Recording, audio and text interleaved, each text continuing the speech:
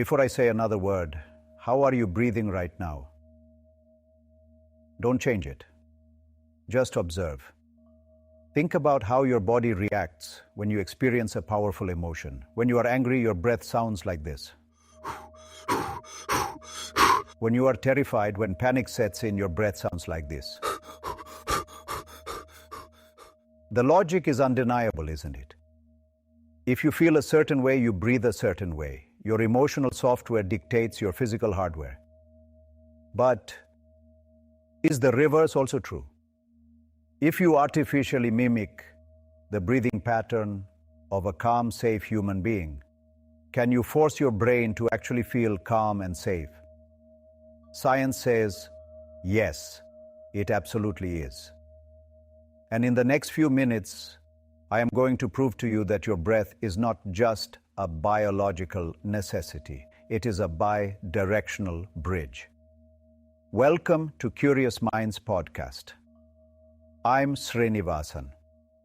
Now, before we cross this bridge together, I want to set the record straight. I am just going to share what I know, what I have researched out of actively practicing these techniques. Oh, I am no saint. Believe me. I miss my practice sometimes. I forget sometimes. I get angry sitting in traffic, just like anyone else. You get the drift. But, and this is the only but, these emotional states, let's call them negative or not so useful states, have significantly reduced due to my practice. Certainly, this is not medical advice, and please, do your own research before trying anything. Active and proper guidance is highly recommended for people with medical conditions like asthma or severe hypertension. But for people who have no ailment, just try thinking like you are trying out a new thing, like tasting a new food. Just be open. My only objective today is to share what I can. If you look at the internet today, breathing has been packaged and sold. You see the influencers in ice baths, the complex apps, the expensive retreats. It's easy to feel overwhelmed. We are going to strip all of that away. We are going to pivot from the noise to the foundation. We are looking at the engineering of the human machine. To understand the bridge, we have to look at how your body is wired. Most of your internal systems are read-only. You cannot consciously tell your liver to detoxify. You cannot command your heart to drop its rate by 10 to 20 beats per minute, simply by thinking about it. Those are locked systems. But the breath is the backdoor. It is the only system in your body that operates on autopilot, but also has a manual override. Let's look at the bridge builder itself, the vagus nerve.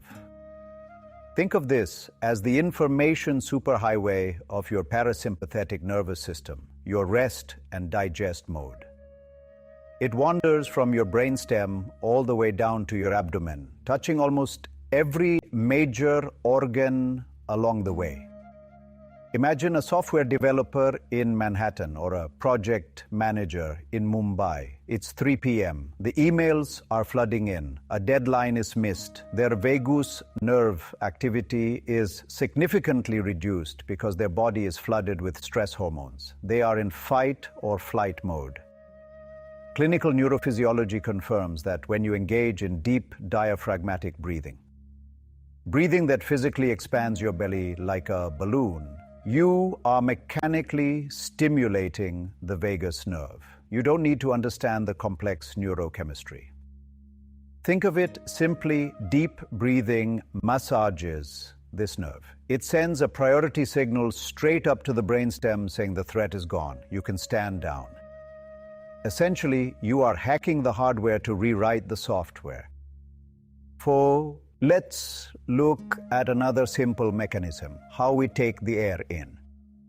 Have you noticed how, when we are stressed, we tend to breathe through our mouths? We take tiny, shallow sips of air. We overbreathe. People with high anxiety often suffer from low carbon dioxide tolerance. They breathe too fast, blowing off too much carbon dioxide. Paradoxically, this makes it harder for the blood to release oxygen to the brain. You are gasping for air, but your brain is actually suffocating slightly. It's a state of micro-panic. Research into ancient practices like pranayama, which heavily emphasizes nasal breathing, has found a fascinating biological truth. When you breathe through your nose, your paranasal sinuses produce a molecule called nitric oxide. Modern science shows nitric oxide opens up your blood vessels in the lungs. It improves ventilation perfusion matching, allowing better oxygen uptake. The ancient yogis didn't have microscopes to see nitric oxide, but they knew that if you closed your mouth, slowed the breath down, and let carbon dioxide build up just a little bit, the panic dissolved. The chemistry does the heavy lifting for you. When you look at the data, a global pattern emerges. Whether it is a frantic commuter on the London tube or a stressed student in Tokyo, the physical footprint of anxiety is exactly the same: shallow, rapid mouth breathing.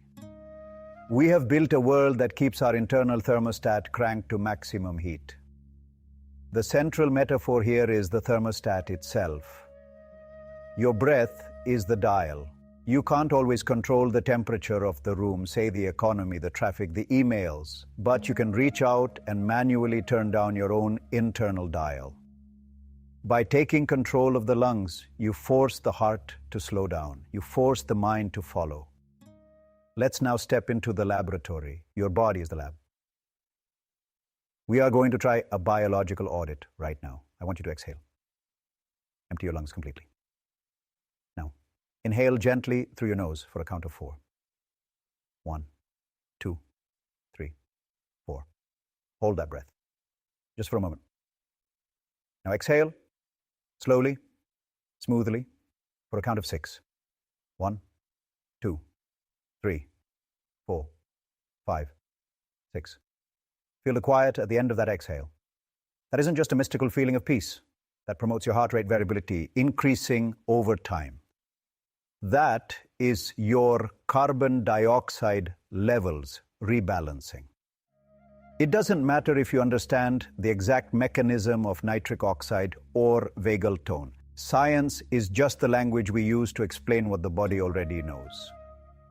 If the practice works for you, the truth is in the experience.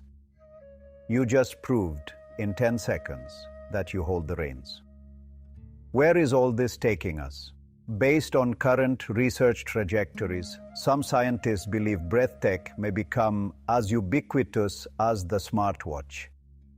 Early stage work suggests wearables could one day monitor respiratory rate and heart rate variability as stress markers, though this remains an area of active development rather than a confirmed near-term timeline.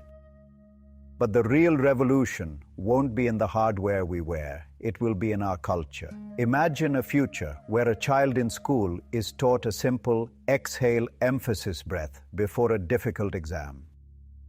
Imagine a world where basic breath mechanics are recommended alongside medication as an adjunct for hypertension.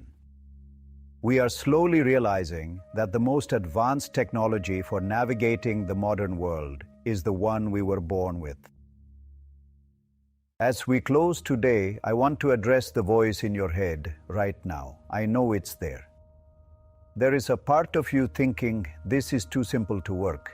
We are hardwired to believe that complex modern problems like chronic stress or anxiety require complex, expensive solutions. A pill, a masterclass, a mountain retreat. But biology doesn't care about price tags. The lever is simple because it is foundational. Then there is the time paradox. You might be thinking, I don't have time to sit around and breathe. Yet, how often do we lose 2 hours scrolling on our phones, locked in a shallow breathing, dopamine loop? You have the time. You just have to reclaim it. And finally, the biggest myth of all, I'm bad at meditating. I can't clear my mind. Listen to me carefully.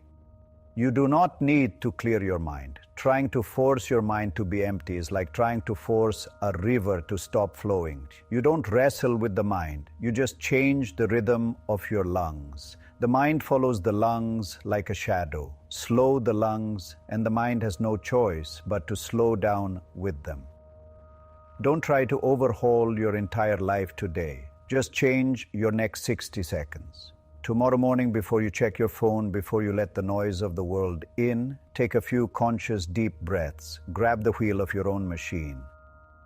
This is the mind-body bridge. It is always there, waiting for you to cross it. I am Srinivasan, and this is Curious Minds Podcast. Stay curious, stay sharp, and remember to breathe.